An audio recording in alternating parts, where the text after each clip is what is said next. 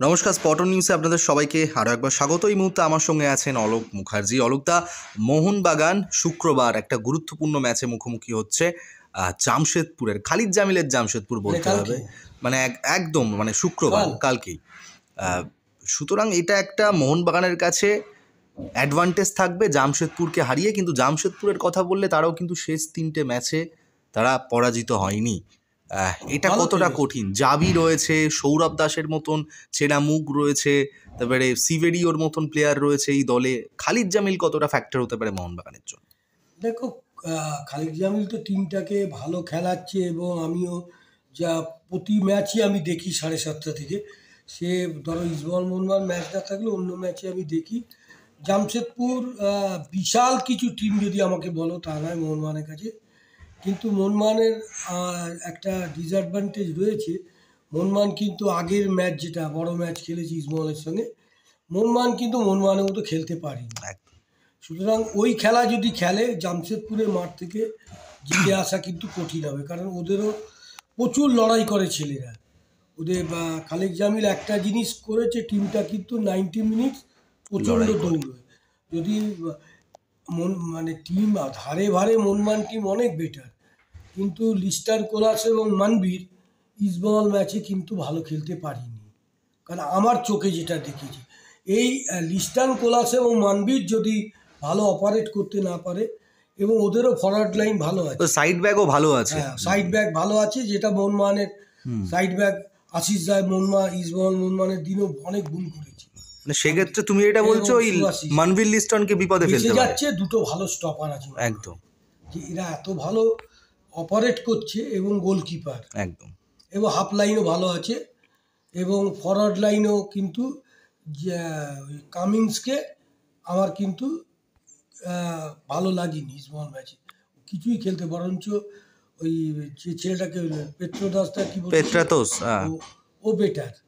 ও better আছে। ওই পরে নামলো ওরা স্টুয়ার্টও, আর যে গোল করলো ম্যাকলারেন, জেমি ম্যাকলারেন, ও বেটার। যেমন মোহনবাগান টিম যথেষ্ট ভালো টিম আছে, যেহেতু 8 পয়েন্টে এগিয়ে আছে একদম সব টিমের থেকে, যারা সেকেন্ড বা মানে এখন এফসি গোয়া চলে গেছে সেকেন্ডে, বেঙ্গালুরু 3-এ নেমে গেছে, 27 পয়েন্ট ওদের। এফসি গোয়া ভালো বেটার টিম, এফসি গোয়া যথেষ্ট, কারণ এফসি গোয়ার কোচই তো ইন্ডিয়া টিমের, একদম একদম মানালো মার্কোয়েজ। সুতরাং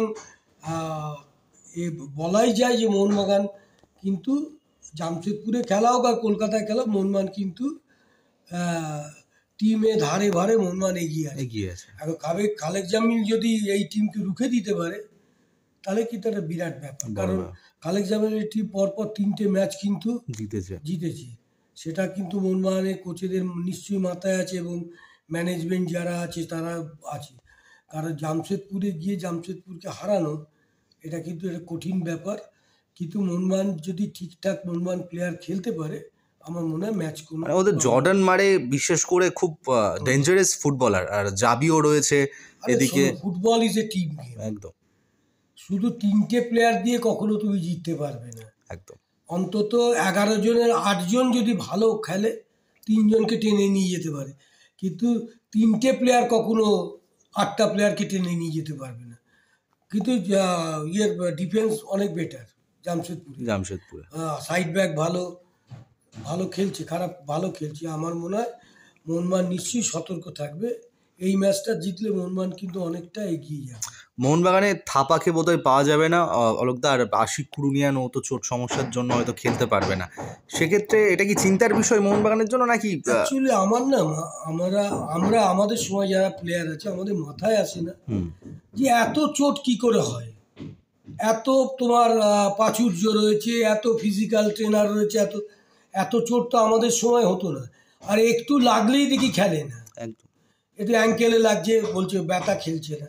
আরে অ্যাঙ্কেলে ব্যথা তো হবেই, ফুটবল প্লেয়ারের চোট মুক্ত হয়ে খেলা খুব মুশকিল আছে, চোট নিয়েই খেলতে হয়। অর্ধেক একটা প্লেয়ার 2টো ম্যাচ খেলে, তো পরের ম্যাচ দেখি তো সে নেই, চোটের জন্য সরে যাচ্ছে। আমি জানি না ভাই, এখন সব কিছু মডার্ন হয়ে গেছে, কিন্তু খেলা মডার্ন হয়নি। এই ইনজুরি কেন হবে? এত ইনজুরি প্রত্যেক টিমে। সে ইস্টবেঙ্গল টিমে ফরেনার খুব উচ্চমানের নয়, বরঞ্চ ইন্ডিয়ান প্লেয়াররা অনেক বেটার খেলছে ইস্টবেঙ্গলে। সুতরাং এত ইনজুরি, ফরেনাররা তো অর্ধেকই ইনজুরি হয়ে আছে। ঠিক। কেন জানি না এরা ইনজুরি অবস্থায় আসে কি না। এখন আবার শুনলাম ইস্টবেঙ্গলের যে নতুন ফরেনার এসছে তারও নাকি কুচকিতে ব্যথা, প্র্যাকটিস করছিল। তাই আমি যদি ভালো প্লেয়ার এনে তাকে খেলাতেই না পারি তো এনে লাভটা কি? অসংখ্য ধন্যবাদ অলোকদা।